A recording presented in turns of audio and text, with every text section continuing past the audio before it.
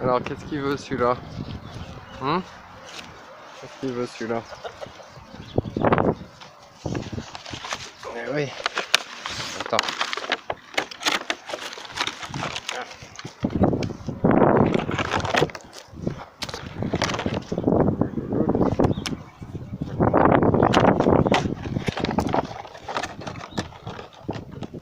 Bon appétit à tous. Alors, on va reprendre nos notes. Donc, examen de conscience par l'abbé Jacquemin. Alors, donc c'est page 268, 278 du livre bleu. Alors, donc, si vous ne les connaissez pas, mais bon, la plupart doivent quand même les connaître. Non, c'est bon de faire un rappel. Les 10 commandements de Dieu, qui sont l'expression de sa volonté. Le catéchisme. En fait, l'abbé Jacquemin, il s'adresse à son auditoire en retraite spirituelle, donc il leur dit que évidemment qu'ils savent tout ça, mais les gens qui regardent la vidéo, c'est peut-être pas leur cas. Donc il y a aussi les 5 ou 6 commandements de l'Église, parce que ça dépend des pays. Et en France, il y a donc un 6e commandement au lieu de 5, c'est qu'il y a la loi du livre. C'est qu'on ne doit rien lire, ni publier ce qui n'est pas permis par l'autorité religieuse. Donc normalement c'est par un évêque valide, mais comme il n'y en a pas, en ce moment, donc c'est difficile, donc il faut demander au prêtre. Ne rien lire sur la religion ou sur la morale. Alors bon, si on connaît bien son catéchisme, on sait ce qu'on doit faire, on sait comment respecter notre devoir d'État. Mais si on a un petit doute, il y a certains bons livres, comme il y a une pénurie de prêtres valides. Donc par exemple, les 2 ouvrages recommandés, ça va être des condensés en fait. Il y a Précis de théologie morale par Heribert Jone, donc H-E-R-I-B-E-R-T plus loin J-O-N-E, Heribert Jone. Et puis il y a Vitran, V-I-T-R-A-N-D. Je vous mettrai les liens en description. Alors avant de se confesser, on va faire l'examen de conscience. Donc on fait une prière pour demander les grâces de bien s'examiner. Alors un rappel, qu'est-ce qu'un péché mortel? C'est un péché qui mérite l'enfer. Donc il faut 3 choses pour que le péché soit mortel. Il faut qu'il y ait la gravité de la matière, la connaissance de la loi et du fait. Et troisièmement, il faut le consentement, donc c'est l'intention qui est dans le cœur. Alors si on a la pleine connaissance de la loi, mais qu'on se trompe sur le fait, ça compte pas. Et si on a connaissance du fait, mais pas de la loi, ça compte pas non plus. Alors, par exemple, donc on sait que c'est pas autorisé de manger de la viande le vendredi. Mais si quelqu'un ignore que c'est un péché mortel, il croit que c'est autorisé d'en manger le vendredi, qu'on a le droit de ne pas faire cet effort d'abstinence. Donc il y a un péché matériel, oui, avec une gravité de la matière, oui. mais le péché n'est pas imputable, parce qu'il n'a pas donné son plein consentement, parce qu'il ignorait la loi, il se trompe sur la loi. Par contre, un autre exemple, c'est il connaît la loi, il sait que c'est interdit de manger de la viande le vendredi, il croit qu'on est vendredi, mais en fait on est jeudi, mais il le fait quand même, il en mange quand même. Et bah là, il n'y a pas un péché de fait, mais il y a un péché formel qui est imputable parce qu'il avait l'intention dans son cœur de désobéir. Après, le bon Dieu est très juste et ne va pas envoyer quelqu'un en enfer pour n'importe quelle raison. C'est qu'en fait, si on pêche à cause d'une distraction, on n'a pas fait attention, bon bah là, le bon Dieu va pas être dur avec nous. De la même manière, si on est sous l'influence de médicaments, il veut voler. T'as pas le droit de voler, non. Là.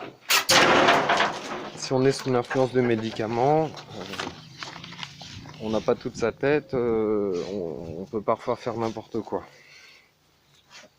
Donc l'abbé a donné l'exemple de quelqu'un qui a voulu se suicider parce qu'il était sous l'influence des médicaments. Et donc là, dans ce cas-là, on ne donne pas sa pleine volonté. Autre exemple, si quelqu'un est violent avec nous et que bon ben on veut pas répondre, mais c'est plus fort que soi, donc on ne veut pas pleinement, mais seulement partiellement. Dans ce cas-là, ça reste véniel, donc un péché véniel qui envoie au purgatoire, mais qui n'est pas un péché mortel. Alors donc la méthode pour bien faire l'examen de conscience, c'est qu'on va passer en revue tous les commandements. Alors les 3 premiers commandements sont toujours des péchés mortels. Le 4e, presque tout le temps, mais ça dépend. Donc les 3 premiers commandements, c'est contre Dieu, hein, si on ne les respecte pas. Le 4e, c'est les parents. Le 5e péché, donc ne pas commettre de meurtre. Alors si on blesse seulement la personne, ça reste véniel. Là-bas! Ensuite, le 6e et le 9e, c'est toujours des péchés graves. Donc c'est les péchés d'impureté. Le 7e, ça dépend. Le 8e, donc c'est sur le mensonge. En général, ça reste véniel, sauf s'il y a une situation grave. Par exemple, un mensonge au tribunal sous serment. Donc on ne peut pas savoir ce qu'il en est.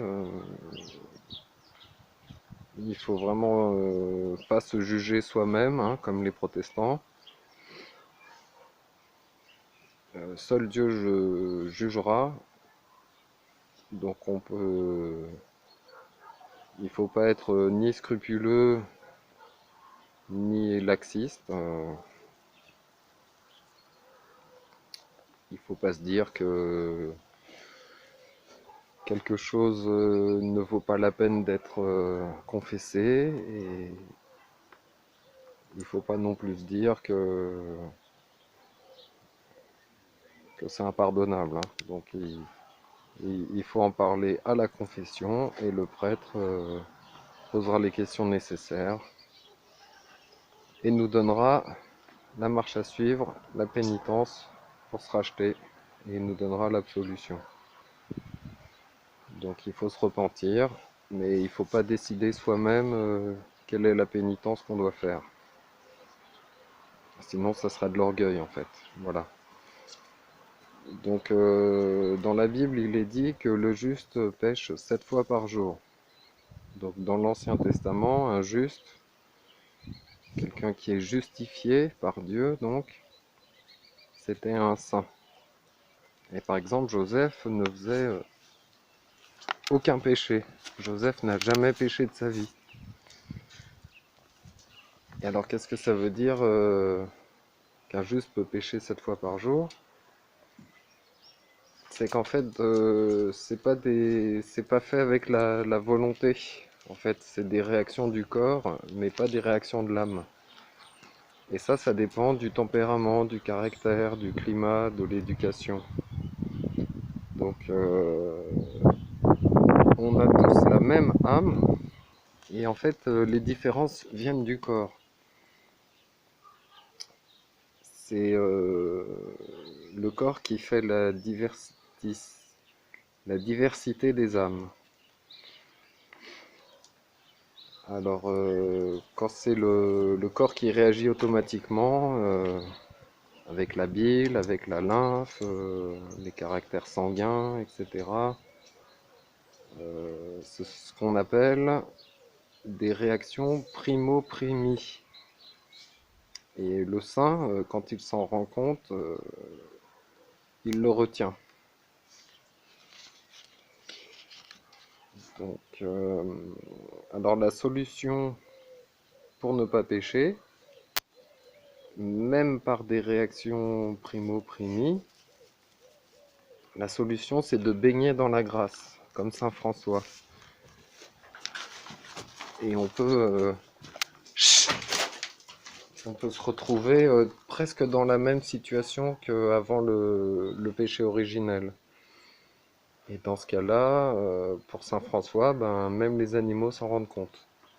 Quand on est en état de grâce, notre prochain s'en rend compte et les animaux aussi. Donc il faut, alors au moment de la confession, il faut dire tous les péchés mortels auxquels on pense, leur espèce, donc c'est de quoi s'agit-il, contre quel commandement on a péché, quelle vertu on a offensé, quel est le péché, quel est le vice en fait. Ensuite, il faut dire le nombre de péchés, la fréquence. Il faut dire les circonstances aggravantes ou accusantes, mais aussi les circonstances atténuantes.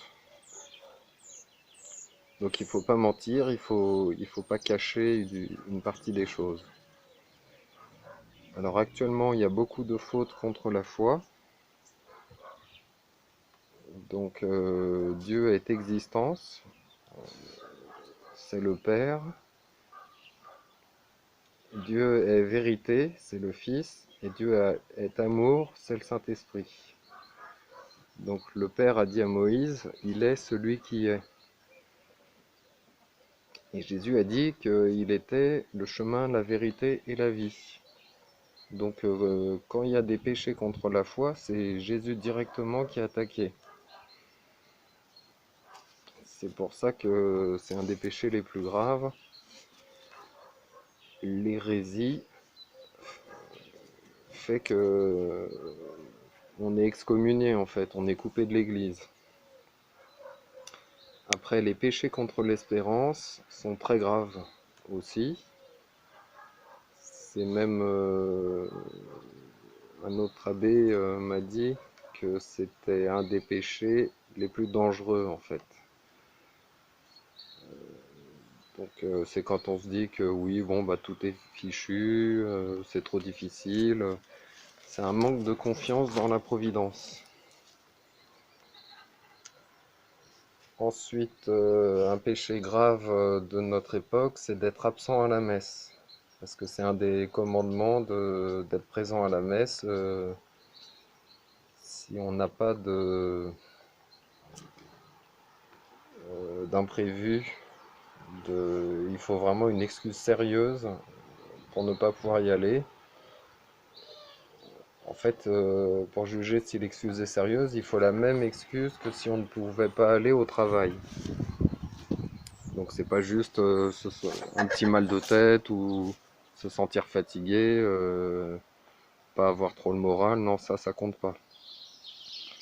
Donc on a besoin d'aller à la messe pour recevoir les grâces, pour recevoir les sacrements, et puis pour faire la prière commune, parce que la prière seule a moins de valeur que la prière commune.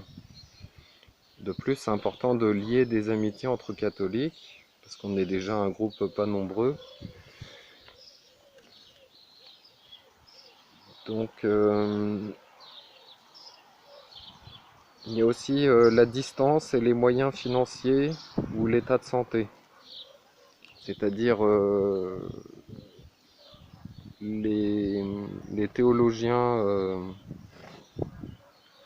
en morale religieuse catholique, ils ont tranché pour dire que au-delà d'une heure de trajet, on n'est pas obligé d'aller à la messe tous les dimanches. De même, si on est pauvre et que ça coûte cher de se déplacer, on peut avoir une dispense.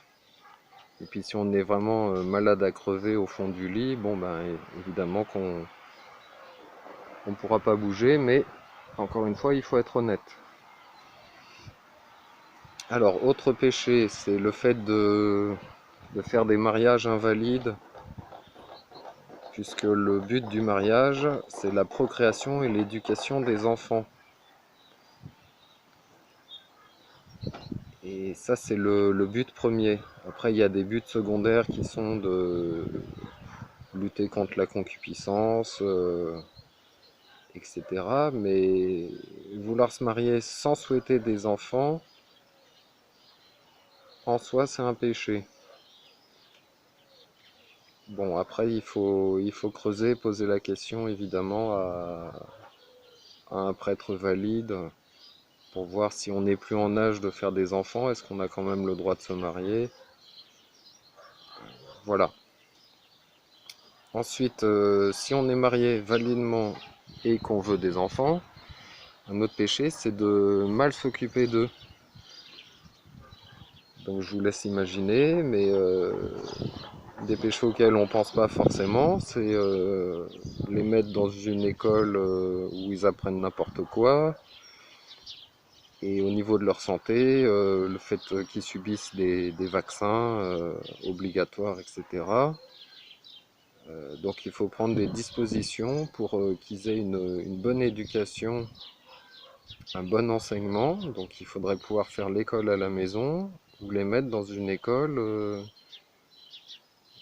reconnue par l'Église. Et au niveau des vaccins, il y a des dispenses, il y a des courriers à écrire, à envoyer, pour ne pas avoir à faire vacciner ses enfants. D'autre part, il y a aussi les problèmes des péchés graves, c'est que on accepte l'euthanasie, qui porte un autre nom maintenant, c'est les soins palliatifs. Puisqu'en fait, les gens malades ou âgés, ben, on leur donne des grosses doses de morphine pour pas qu'ils souffrent.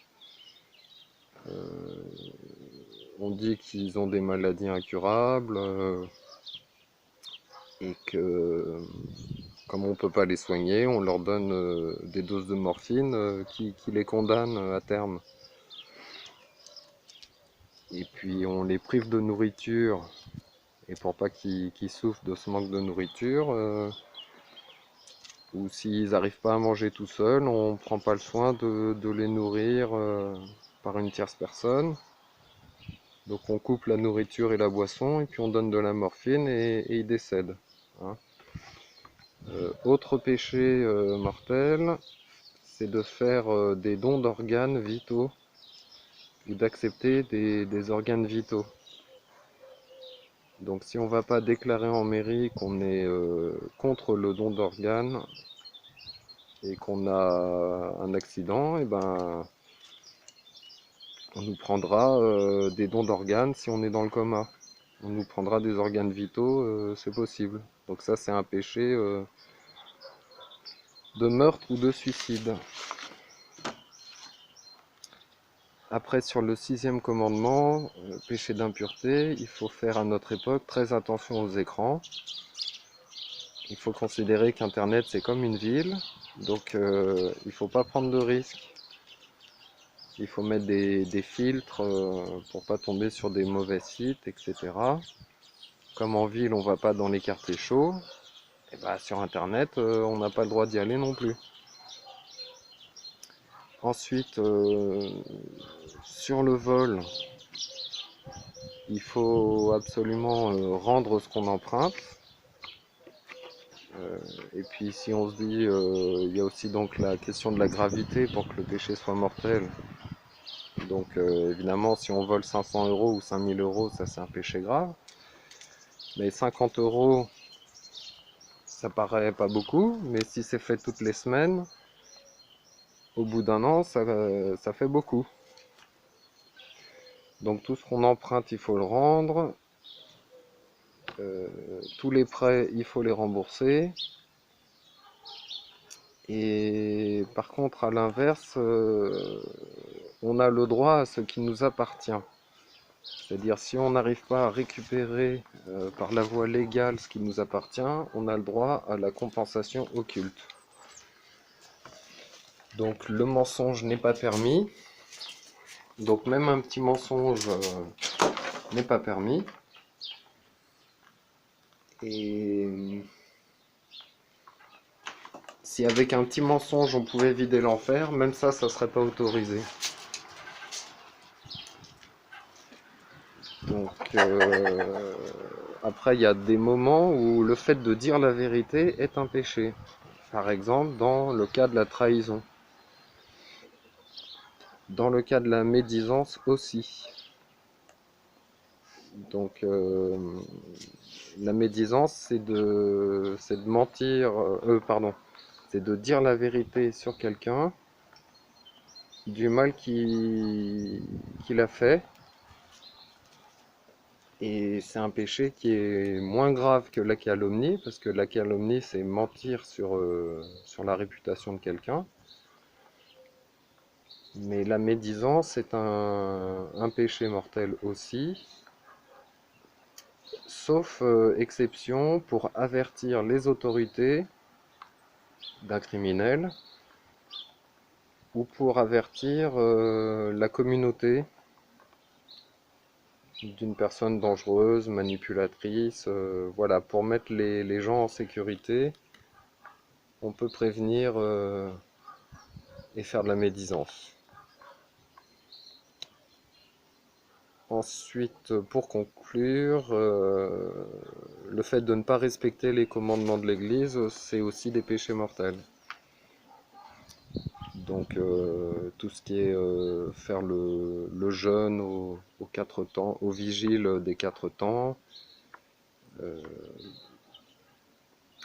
à l'Avent, la période avant Noël,